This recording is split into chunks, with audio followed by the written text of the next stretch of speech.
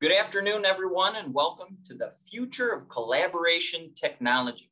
I'm your host, George Jackson with GovExec TV. Collaboration and the security infrastructure that goes into it is a priority, nearly every federal agency. The workforce needs flexibility to work remotely, and agencies are at different stages of adoption for secure collaboration tools. Let's talk strategy, goals, and the potential for secure collaboration with Dave Hinchman, Acting Director for Information Technology and Cybersecurity at GAO, Government Accountability Office, and Craig Heartwell, Chief Technology Officer at Presidio Federal. Dave, welcome. Good to see you, sir. Thank you. Thanks for having me. And Craig, good to see you. Love those flashy glasses today. Thank you. Let's just jump right into the conversation, team. I'd like to start by exploring collaboration at a high level. How do you approach and define it at the Government Accountability Office, Dave? So when we look at collaboration, we're not so much auditing the tools that individual agencies use. We're looking at how they're going about delivering their citizen services. What are they doing to accomplish mission? So that could be moving into more of a cloud environment. It could be putting together tools that are literally allowing, individuals to collaborate on documents across geographic distances. It's all about what are they doing to improve collaboration as in working together, as well as communication, with kind of a subset of that is looking at how they're working to reduce costs as well as further optimize their infrastructure. What about you? Give us a sort of high-level definition there, Craig. What does collaboration look like in 2022? Okay. So the Wikipedia definition is pretty much the one that everybody thinks about, that a collaboration is two or more people working together for a common goal. It could just be making decisions. It can be achieving work tasks. It can be creating products. But having said that, one of the things that's really important from wrapping your head around collaboration is keeping in mind that collaboration is an inherently human activity. And what really separates collaboration from other business initiatives like workforce automation or business process automation or anything like that is that human factor. And it comes down to how human beings play off of each other, how we get energy from each other, how we share thoughts and ideas and create innovation. Presidio Federal, when we think about collaboration, we think about the team and what the team's trying to do first, and then look for tools that support those things and try to pick the ones that are most effective or the most affordable, or, we just kind of go with our gut and do what we think makes sense. But that tends to evolve really well without being a big leap into some big digital transformation initiative around technology.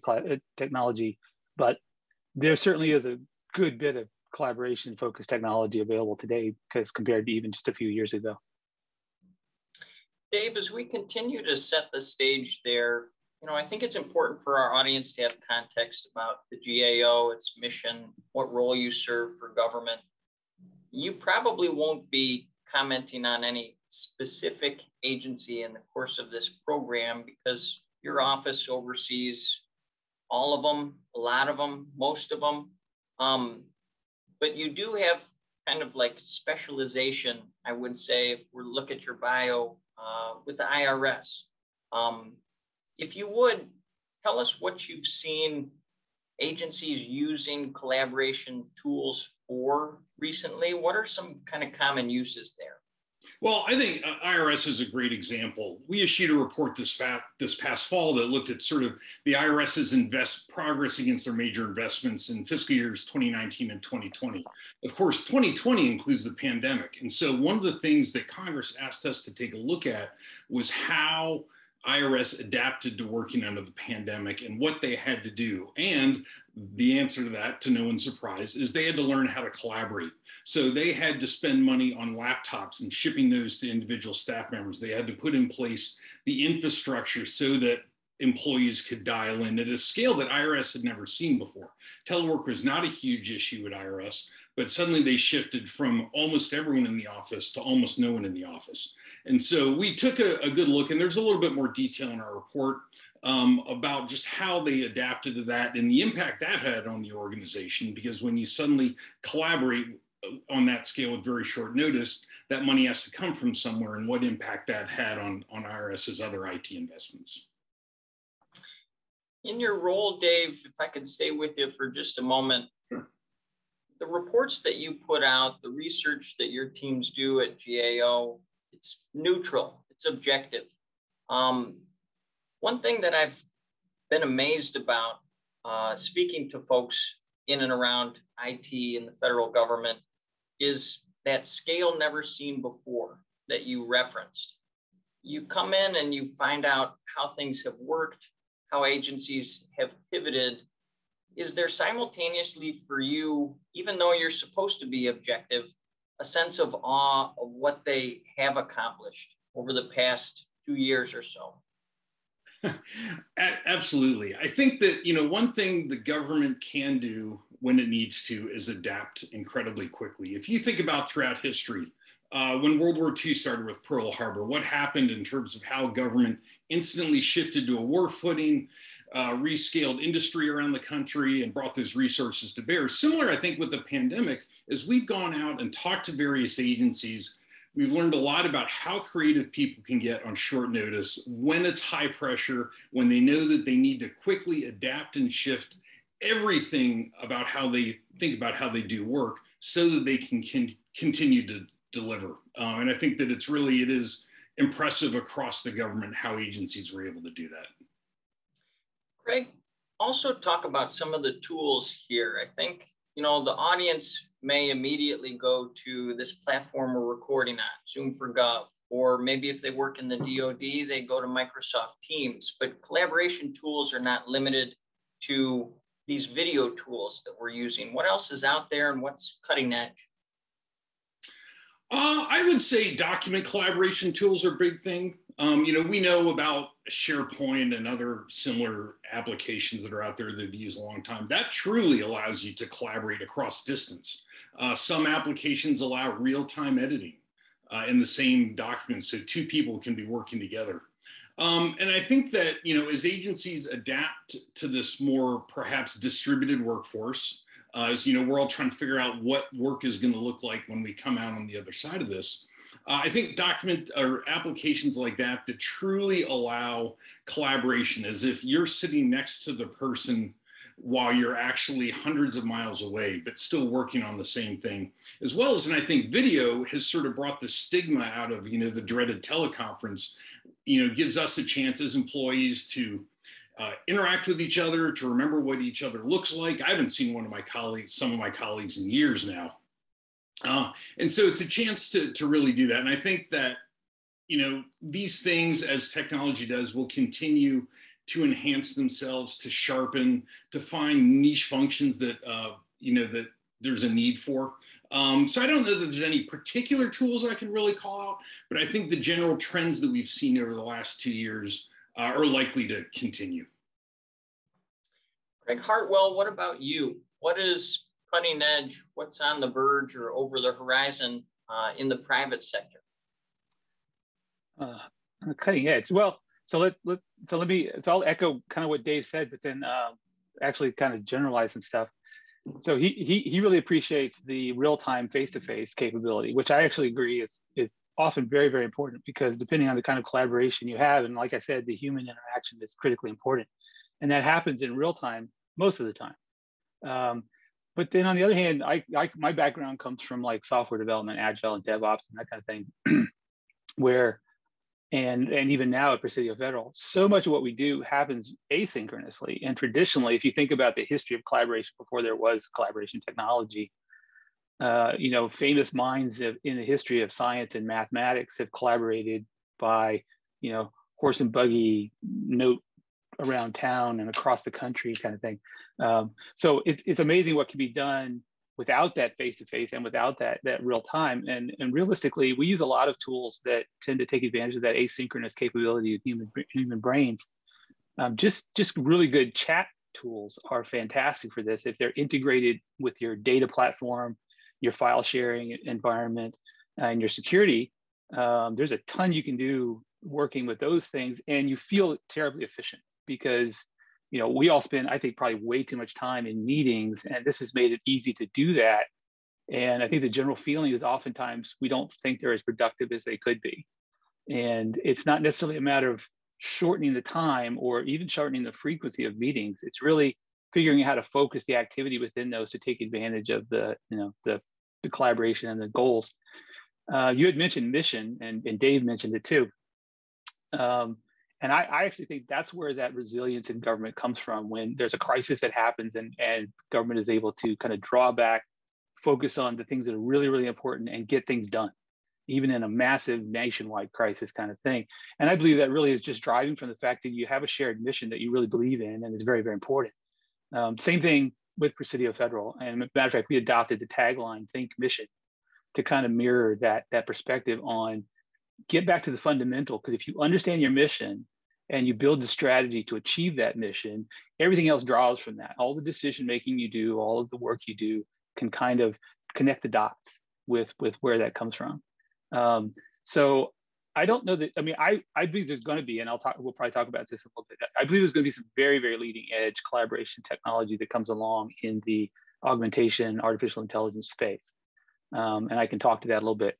Right now, I believe we're getting a sound footing on the concept of collaboration as a platform for how we run the new normal in commercial and in government. And it's just the way things have to be. It's just, there's no need to backpedal. Even if we have the opportunity to say, hey, everything's good and we're ready to go back in the office. It's like, let's look at what we've achieved and whether or not it's as effective, more cost efficient, and make decisions on very pragmatic bases for what's this doing for our businesses and our success as a country. Dave, to steal a phrase from Craig, connect the dots. Where are those dots not connected in government? What have been some of the biggest gaps in collaboration technology that you've seen as you speak to leadership inside various agencies? I would say, I don't know that it's gaps in technology that we've noticed specifically. I think what more often we encounter is problems with implementation.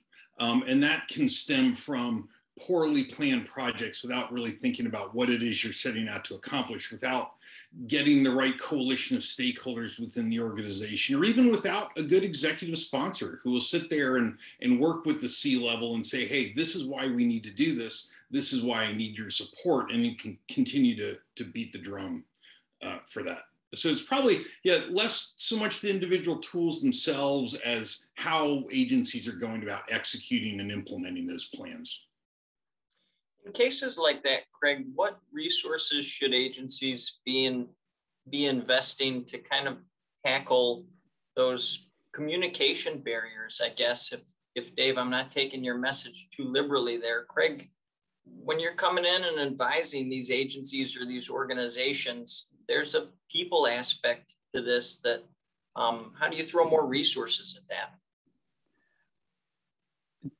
I wouldn't necessarily start with saying it's something you solve with more resources. I actually think the smart thing to do is you have to really understand your business, and that gets back to the mission message. You also need to understand how your business does what it does, and kind of identify what really works and doesn't work, and measure it. Look toward continuous improvement, which is something that all businesses do anyway. And I think the gap, if you want to look at gaps that kind of really drive the boat, it's going to come back to security again, because the collaboration technology platforms are basically a way for us to share an experience and share information and share data and communicate. And that's just going to continue to pound on our security infrastructure to make sure that happens in a secure environment to protect both government data and individual information. I mean, just privacy is a big issue when you start having these kind of freewheeling environments. And I don't want people to ever get so comfortable with it that we have the continuing issue that we always have in security, that we get careless or we lack diligence around it. So I see a really great opportunity right now, and Dave's in the thick of this stuff with workforce transformation and the Federal Academy and Zero Trust and everything the GAO is trying to do to kind of establish, kind of a common way of building references for implementation. And implementation does become the problem. This is something where the synergy between the significant security motivation and mandate within the federal government and the opportunity to say, well, we've been forced into this situation of relearning what it is to collaborate when we can't just kind of talk around the water cooler, which was amazingly effective. And now we don't do that and can't do that. So we're relearning this, and we need to figure out what are the best practices that apply there, and how do we take advantage of this technology, and then kind of crawl, walk, run our way to real excellence in adopting this technology, so that it doesn't fail us on a security level, and it becomes really effective without being extremely costly, so that you kind of get the return on investment that you would always want from technology. And I think we'll get there. I think we're being forced to get there. And I think collaboration is going to ride along on top of the Zero Trust initiative really, really well. Well, Dave, like any good panelist, Craig has set me up for a question on cyber workforce. That is part of your portfolio at GAO. What are you working on there, and could it help, fill in some of those gaps around security that Craig was talking about? So I think if I could take those questions in reverse, and I'll explain that a bit more. Yes, absolutely. I think one of the things that we're working on hard with our cyber IT and cyber workforce portfolio is really trying to understand what the federal government as a whole is doing to address its needs, how it's planning on recruiting and retaining the people it needs to fill both IT positions as well as cyber positions. Right now, there are a lot of different programs and ideas floating around. There's not a whole lot that brings that all together. And I think, Craig, you mentioned it, sort of looking at what is it that we're trying to figure out how we're positioning ourselves to address this really important and very emergent need. It feels like almost every day there's an article in the government press about, the skills gap that we have and the lack of qualified people to fill all of these positions. And so there are a lot of people who want to address this, but right now it's a lot of bits and pieces scattered across the government. We did, and you mentioned this, in the fall, we issued a short little issue paper looking at the idea of a digital services academy. We gathered a panel of government experts, talked to them about it, sort of brought together their thoughts on this and published it. It was for Senator Gillibrand on Homeland Security and Government Affairs. And so she's going to take that back and see if there's something we can do about that. But I also have other ongoing work looking at National Science Foundation Scholarship for Service Award, Scholarship for Service Program, as well as NICE program that partnership they have with private sector. And so I think part of that all is just the journey to help figure out what is it that we have, where are we going, and how do we want to get there? It's a great synopsis. Craig, why is it important to stress when adopting these new technologies for solving problems? Like, what should we be stressing there? Hey, let me give you some context for my question. Yeah. So IT modernization, everybody's focused on it right now. These agencies have to not only keep the trains running on time, mission that you've spoken to several times in this program, but they're looking at new technologies. They're looking at better ways of collaborating, and those new technologies need to coexist in an ecosystem that's simultaneously relying on a lot of legacy technology, but also needs to work with, this newer stuff. Best practices around that when adopting new technologies. Best practices. So we haven't mentioned hybrid cloud, but I'm gonna say that hybrid cloud is probably a go-to. We have a cloud mandate. We have cloud technology, which is amazingly useful. And again, it presents an opportunity as you make that transformation to improve what you did. In other words, lifting and shifting is not the solution for anything that we do. And paying attention to the things you can take advantage of when you make that transformation, and then aligning all of that again with the mission and the strategy, so that you have a timeline for achieving objectives that aligns with what you know about what you're going to have available to you, what you can afford to spend in your budget, what you have to budget for in out years, and who are you going to partner with in industry to make that happen. One of the key things we didn't talk about, of course, being an integrator, a contractor, value-added reseller, all of those things. The thing that I like to, kind of fall back on is the fact that government has always been extremely successful when partnering really well with industry. And it has its ups and downs, but I mean, realistically, that makes a much better solution team than either of us trying to go it alone. And so that when you have the ability to draw on that much brain power to help you plan and strategize ahead when you're adopting technology, it does help a lot. The government is very complex, and I think Dave's got this probably amazingly fun and frustrating job trying to find a common platform that can support everything that he wants to achieve with government transformation and digital transformation. But it all comes back to the business, and Dave has mentioned this time, is just the focus is on what you do that achieves your mission, and only kind of focusing on technologies that really move you along that path, not getting caught up in the fact that, ooh, cloud's cool, and artificial intelligence is very cool. But if you can't find an immediate return on that stuff in your environment, then you're kind of red herring yourself in the wrong direction. So people who see all of this technology, and kind of Presidio Federal is one of those kind of companies, we see everything. We have hundreds and hundreds of partners who do amazing technology and products. So we're in a position to really be very helpful and kind of say, if I can understand your problem space as well as I understand my own problem space, I can help align that journey with, where you're going and, what's available to help you get there. And that's what I like to do, is help the government, achieve its mission that way. Dave, any threads that you wanted to pull on there, this conversation between IT modernization, bringing new tools into, a largely legacy enterprise, and maybe some stressors, or how you advise or review agencies' IT ecosystem based on that dichotomy? That's actually a really good question. When you think that the federal government non-classified IT budget is somewhere north of $90 billion these days, there are massive amounts of legacy IT in agencies' infrastructure in their enterprise. We've done ad nauseum number of reports looking at those different issues and the significance of the problem.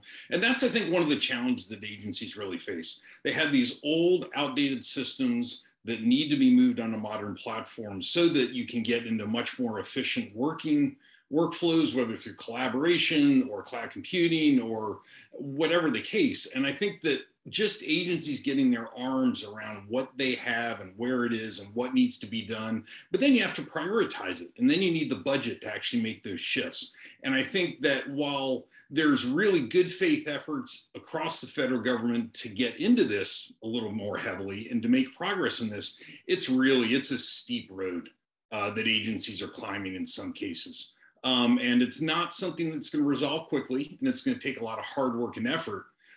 But every year we see more and more signs that agencies are sort of changing the course of the battleship, if you will, and making progress against the challenges. Drawn on your old surface warfare officer from the Navy terminology there. I had to slip it in at least once today. Absolutely, sir. If you're just joining us or you joined us late, I am speaking with David Hinchman at the Government Accountability Office. He's Acting Director of Information Technology and Cybersecurity, as well as Craig Heartwell, Chief Technology Officer at Presidio Federal. Craig, let's go to your artificial intelligence kind of thread that you raised earlier. Where is it being used? How does it apply to collaboration, the focus of our conversation today? Okay.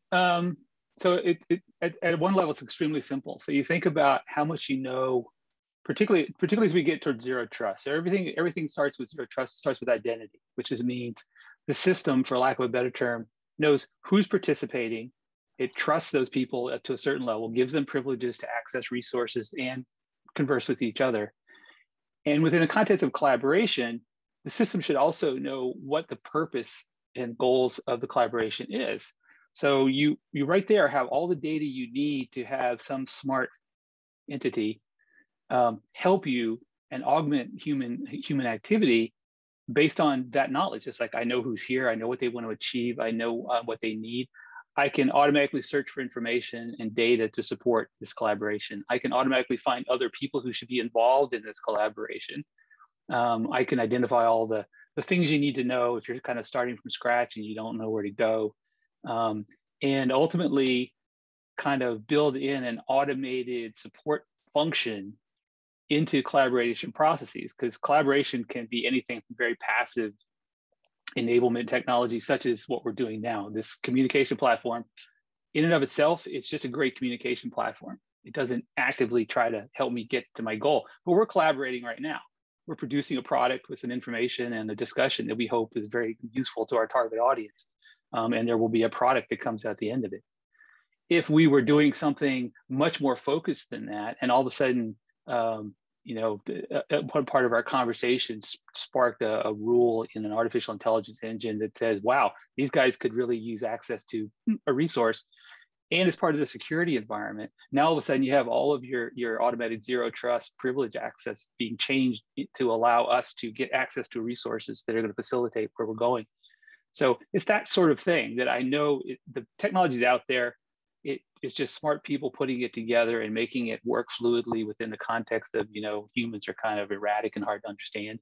But we're very good at what we do in that form, and technology can really, really augment that kind of environment. So I expect it to happen. I'm very, kind of looking forward to the future of what collaboration is. Me too. Dave, that collaboration, the artificial intelligence aspect that Craig is talking about, it relies on the cloud. The cloud and collaboration technologies are seamlessly intertwined. I note that critical infrastructure is also part of your burgeoning portfolio at the Government Accountability Office. Has there been any talk inside of the agency about collaboration as critical infrastructure? And I ask because we're all working at some level remotely these days, or most of us are. And these collaboration tools, these collaboration technologies are vital for government agencies seeking to deliver on their mission. Yeah, absolutely. Technology is always evolving. And the role that technology plays in those various critical infrastructure protection sectors is also changing. I think, you need to take that into account. 5 years ago in energy, you probably weren't thinking about cybersecurity a whole lot, but now everybody is. And similarly, I think when you look at the communications sector, which some of my colleagues recently issued a report on, that all of those things that we've been talking about today, AI, hybrid cloud, collaboration tools, those all move on the pipes that are managed by the communication sector. Whether it's looking at the security of the actual internet architecture, I have a report coming out about that in about a month, or whether it's the internet service providers or the vendors. And so I think that as this is all evolved so much in the last 2 years as government has responded to this new set of working conditions, I think that there's a good opportunity for a lot of thinking to be done about what it really means and how do you really define a critical infrastructure protection, and whether it's really as cut and dried as we've treated in the past, or whether there's a lot of more blurring between these sectors as technology evolves and these things start to mesh, and as we point out, collaborate, and we get this merger of these different areas. So I don't know that I have any great answer for that right now, but I think it's certainly worth thought and discussion as we sort of continue to build out government technology and understand the impact that an adverse event might have. Tie that, Craig, to the digital transformation going on in government IT specifically. You put on your DevSec ops hat for me, that part of your background. Like, how do you see that rolling out? Is this digital transformation, this move to more collaborative technologies, have we seen that shift? Is it over, or what does the next phase look like, or all of the above? No, we've only just started. It's not necessarily a long road because we're being pushed to accelerate these sorts of things. And I think it does come down to the security and continuity of the nation. And Dave pointed out that we're really sensitive to the security issues related to critical infrastructure now, much more than we were, and we get lax about it from time to time. I've been kind of in that business for a long time, and you can kind of see it come and go as the priority. And right now we have a lot of priorities, so it can kind of get lost. But the technologies available now are in some way ridiculously complex. We've added just in the last few years, we've added a big significance on edge computing, IoT, and 5G as a wireless mechanism for lots of really great addition to our spectrum of communication, long and short wireless. The critical infrastructure in general is going to really bloom in that regard, and so it's going to open up all kinds of other other issues that we have to deal with. But Dave's right. There's actually not the lines between all of those critical infrastructure sectors are not really clean. I internally kind of believe that there's about 80% overlap in the fundamental needs of those industries to adopt technologies that help them run their businesses and compete. And cloud is definitely something that they have to invest in. And there would be real benefit to an organization like GAO and others who deal with kind of establishing platforms for achieving commonality across all of these industries. It'd be immensely useful because it means you can focus your security concerns on a smaller scope. Right now, we have to look at everything, literally everything, because we don't know, all of these targets could be considered easy targets, worthwhile targets, if somebody is literally trying to hurt us. Ransomware are people just getting rich and taking advantage of a situation. But if we actually had an active nation state attack, we have some real soft underbelly that's not just necessarily our IT systems. It can be really fundamental things like shutting down power grids, pipelines, hospital care, anything like that. If there's anything good that came out of the pandemic, that's one of those, is that it sensitized us to the need for us to stay on top of those kind of sideband issues that have nationwide effect when they kind of go a kilter. I'm glad Dave's where he is and doing what he's doing, and really glad to have an opportunity to help. Dave, in the past, you've spoken about data center vulnerability. Have you seen that attack surface shrink over the past 2 years? Have you studied it at all? Is it too early to tell? Improvement, we'll say. Agencies continue to consolidate their data centers, although there's more of an emphasis on optimization at this point. We're still looking to agencies to identify the small little server closet that's everyone's forgotten about, and that poses a potential attack surface. And so, when you look at the overall history of the data center consolidation initiative, which goes back to 2010, dramatic improvements have been made over the years. I think agencies are much more aware of where their vulnerabilities are in terms of physically where they have access points. And as agencies have moved more and more into the cloud, a lot of those data centers are going away and being managed by contractors, either contractor-owned, government-operated, or contractor and contractor operated. Well, let's look to the future. What do you think are some of the possibilities for what secure collaboration can do? Craig, I'll start with you, sir. Well, so I alluded to a lot of it, and I think there's a really cool synergy between the Zero Trust initiative and what I think collaboration is going to be in the future. And it does come down to the vast amount of information you have to have and the real-time adjustments you have to make when you're in a Zero Trust environment where you're trying to establish strong identity and trust and set appropriate privilege levels for information exchange. That same thing has to happen in secure collaboration. So it's kind of like if we solve the Zero Trust problem, we're half of the way there with the collaboration. And it just comes down to fundamentally the mechanisms around day-to-day work, but figuring out how do we automate the stuff that wastes our time. So my background coming from an agile environment is all about maximizing value by minimizing wasted time. And I think that's where you should look toward AI and machine learning and kind of automated metrics collection and business analytics to help make those continuous improvement, moves toward a very, very efficient environment, and let people do what people have to do, because we're the creative engines behind all of this. And there's a lot of stuff that has to get done that could be done, by something not as smart as a human being, that just kind of cleverly supports the process and augments it. So I think that's where it can go, and I think it's pretty easy for us to see the path to get there. We have to solve these other problems first. We really do have to have that identity management nailed down, for being able to deal with the endpoint security. This is, I'm in an endpoint, I need to be secure. So does everybody else who works from home or works in any kind of a remote fashion. And once we get that architecture and that implementation, kind of built out, we're going to be in a really good position to leverage that into building out some very, very smart collaboration support that will not be nearly as costly as the transformation that we have to make in the security space.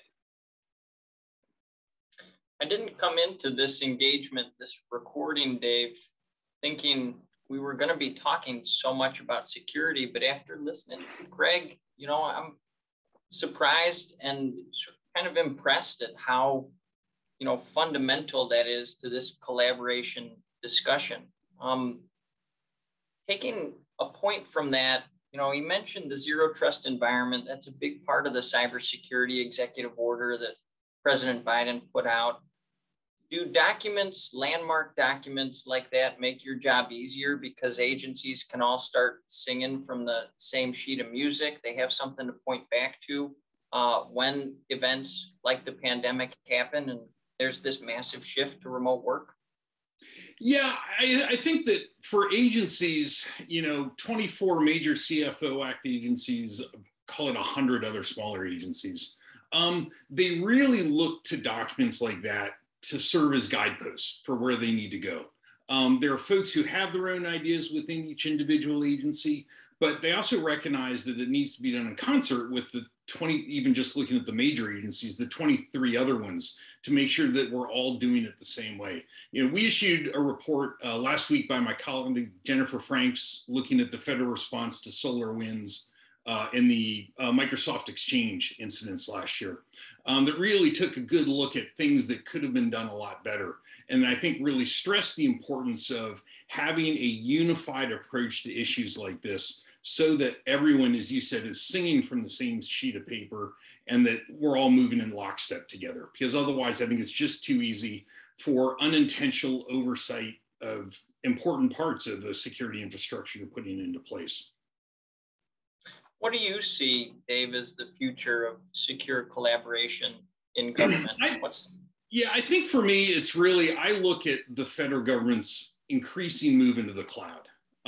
It's something that needs to happen. We have a lot of inefficient, old, legacy, expensive infrastructure within agencies. There are much more efficient ways to be doing that, and that the cloud is going to enable a lot of these more cutting edge tools to be used by agencies, whether it's looking at AI or things like that.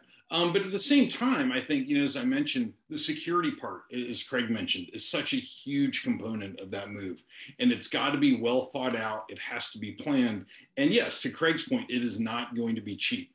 But I think also it's just an absolutely vital part of that sort of evolution, because technology is only going to become play an even greater role in government. And so if we don't have the proper structure in place to protect it and to keep the bad actors outside, we're just going to continue to have problems down the road. Well, Dave Hinchman, Acting Director for IT and Cybersecurity at the Government Accountability Office. Sir, thanks for your time. Thank you. And Craig Heartwell, Chief Technology Officer at Presidio Federal. Thanks for being here, sir. Welcome back to the Future of Collaboration Technology. Once again, I'm your host, George Jackson. Let's continue our conversation about the reality and the potential of collaboration in government. Here now, Bryan Freed, Senior Product Manager for Webex Calling at Cisco Systems. Bryan, great to see you. Thanks for being here, sir. Thank you, George. Appreciate the opportunity. So I want to start in the same place where I began this program with Dave and Craig. Define collaboration for us. How does sort of Cisco term that? How do they approach the topic of collaboration? Collaboration for Cisco, look, like most people, we look at it from how do we get individuals and teams to a certain point, be it how they communicate with each other, how they provide information to each other, and how they communicate and even interact with each other and how that works. We take this all the way from conversations like you and I are having right here to messaging where you can leave information and chats to each other on a client, that kind of thing, all the way down to the actual rooms and the hybrid work as you go back into your office, and what does that look like? How do I make collaboration work, all the way down to the room, the device, the physical space of what you're doing. Now I know that gets into the technical details of all that kind of gets teacher, but that's what we look at from collaboration. It's not just merely how can I get information between George or myself or anybody else. It's how do I broad look at this whole thing? Sure. I think a lot of organizations, government included, have been in a sort of a 2 steps forward, 1 step back approach for about the past 2 years. I mean, it's hard to have these conversations about collaboration without talking about the pandemic, but all remote, return to the office, step backwards, planning nightmare for IT professionals. Advise them on maybe what we think collaboration looks like in the future, what kind of tools organizations might want to look at right now to plan for that uncertainty, because obviously they don't want to put practices in place. They don't want to purchase solutions in place that they think will be obsolete once we're through this. No, that's a really good question and a concern, not only in that, as you know, not only in the government side, but you're seeing it enterprise-wide, commercially, globally. What do we do when we go back? There's some thought and some thinking, especially in the public sector side, of, hey, when this is all over, we all happily go back to the office, and for the most part, we're back to where we were. But if you survey people, and like we have, and you talk to some others, one of the things that I've seen, and I think it's in the neighborhood of the high 40% prior to the pandemic, had at least one remote individual in a meeting, and a conversations are going on.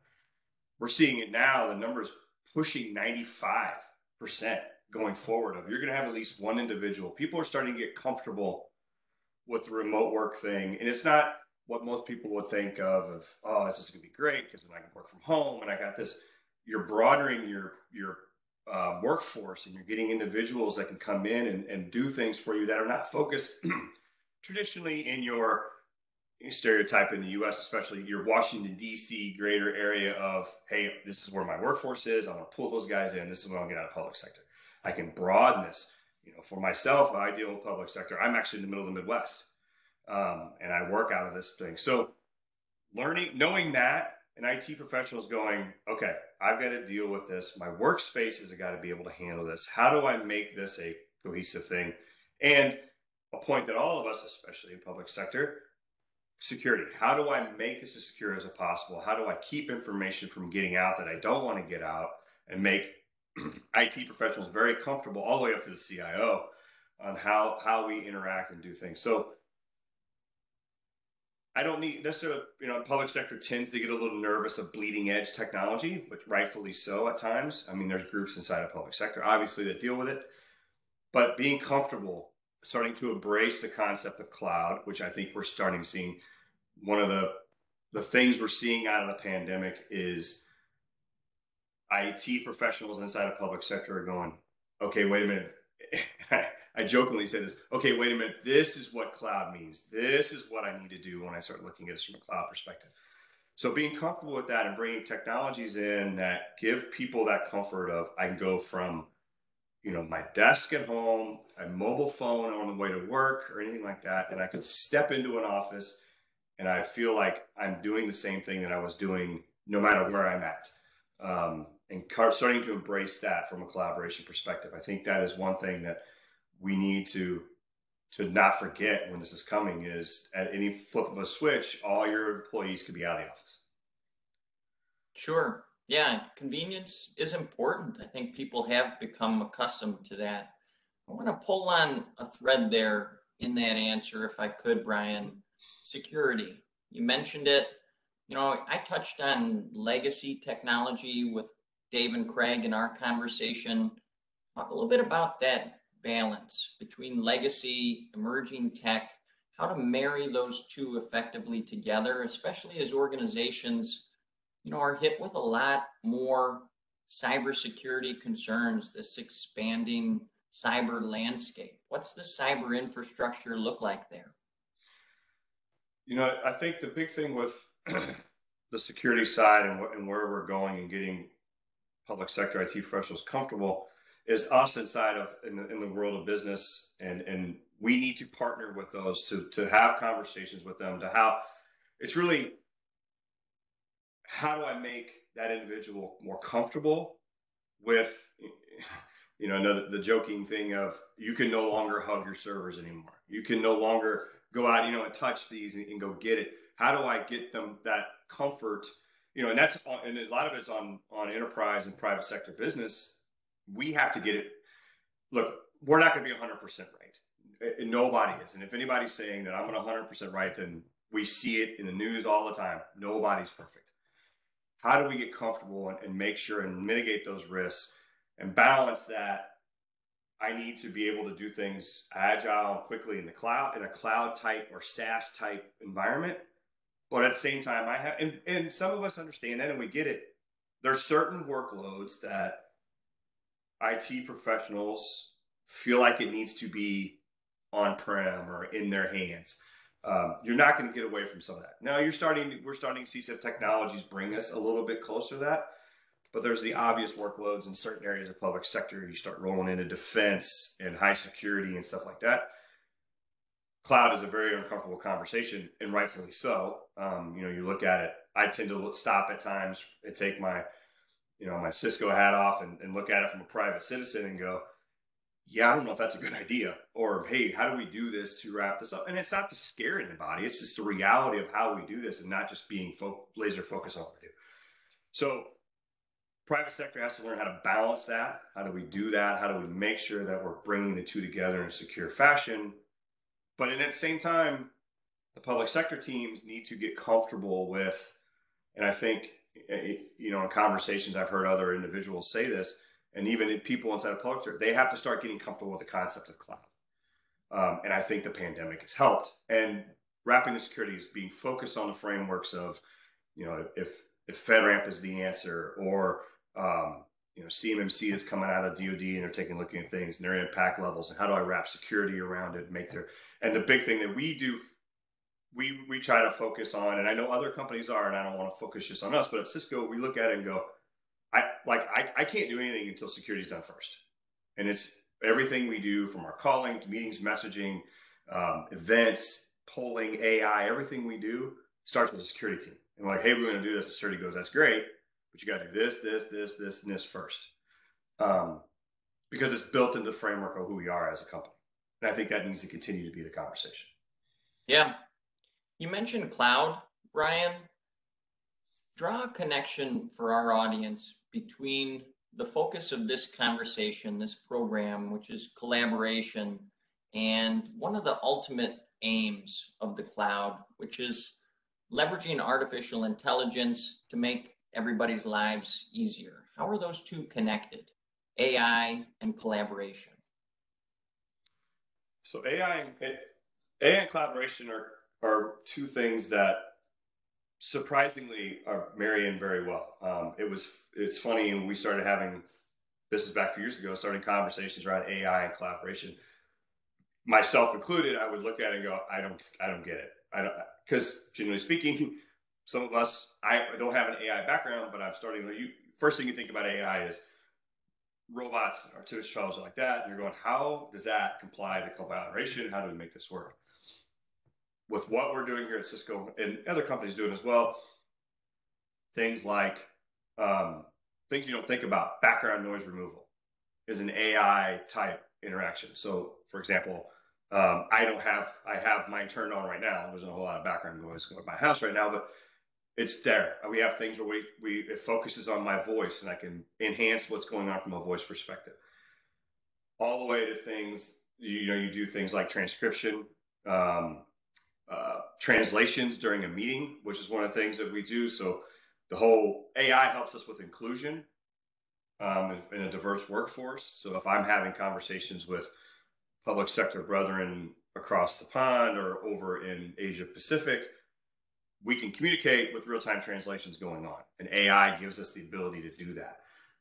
People insights and and ideas like that, where I can learn about you, George, in a meeting prior to, and I get information from there, and go, okay, this is who he is, this is where he works, this is his thing, this is things, and we start to build that. And also the enterprises, and I don't want to make it sound very big brother, but administratively, then you can look at it and go, from an organization, we need to work on our meeting structure, and we need to make a look at this, and these people are wasting too much time in meetings. We need to take, so AI gives us all these, and that's just the tip of the iceberg. I mean, you start getting into things that we're looking at with augmented reality, the VR, hologramming, and things we can do like that, all with this whole thing of, it's been a mantra from Jitu Patel, who is our Senior Vice President, General Manager, runs Collaboration Security. His thing has always been, I want the online experience, the collaboration experience, be 10 times better than the actual in-person meeting. How do I make this 10 times better? And things like we've seen in their holograms, where you can go in and less people, but I can look at ideas and concepts, and I've seen it in prototyping and stuff like that, where people can look at prototypes and look at them inside of a room where you have multiple collaboration things going on. So AI is giving us all of that, and gives us the ability to do things from scoop to nuts, really, from speech to translation. It's helped. In the media business, collaboration is key. I mean, sometimes we call it communication.